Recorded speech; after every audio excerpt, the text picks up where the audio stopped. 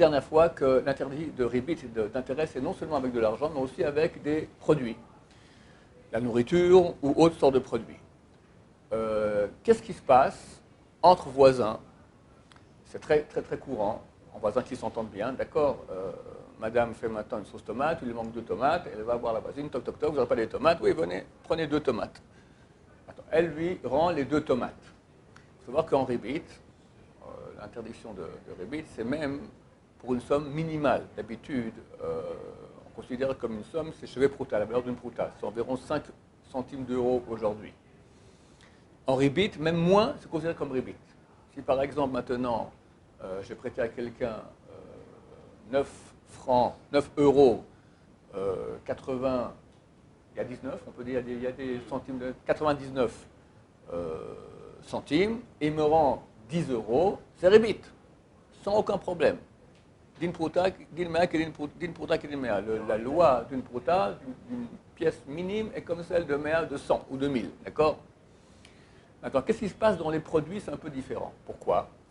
Parce que dans la vie courante, la voisine, elle ne va pas regarder maintenant. J'ai donné à Mme Chaya des tomates qui pesaient 126 grammes. Elle m'a rendu maintenant une tomate qui ne pèse que 120 grammes.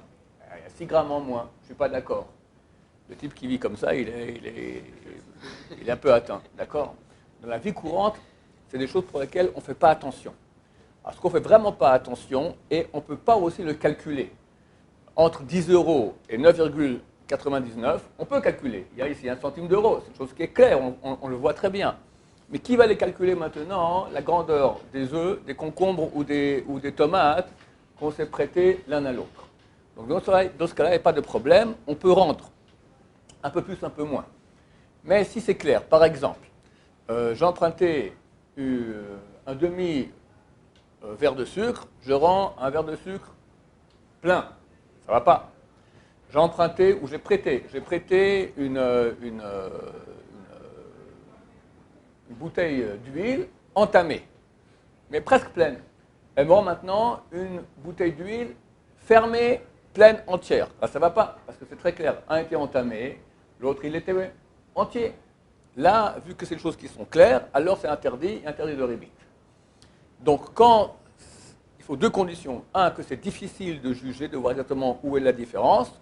2, pour cette raison, dans le monde, dans les échanges, on ne fait pas attention à cela, il n'y a pas d'interdit de ribit. Mais quand c'est une chose qui est claire, les œufs par exemple, ici en Israël, je pense aussi en France, il y a des œufs de 3 grandeurs.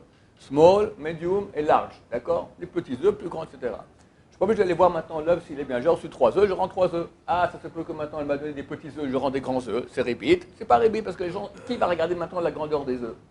Mais si maintenant, elle m'a donné, je vais donner maintenant une plaque d'œufs, d'accord? C'est marqué small, en gros dessus, d'accord? Tout le monde voit que c'est les petits. Elle me rend maintenant une plaque d'œufs large. C'est clair, là on voit très bien. Dans ce cas-là, il y a un problème de ribit. Baruch Adonai, l'olam, amen va amen.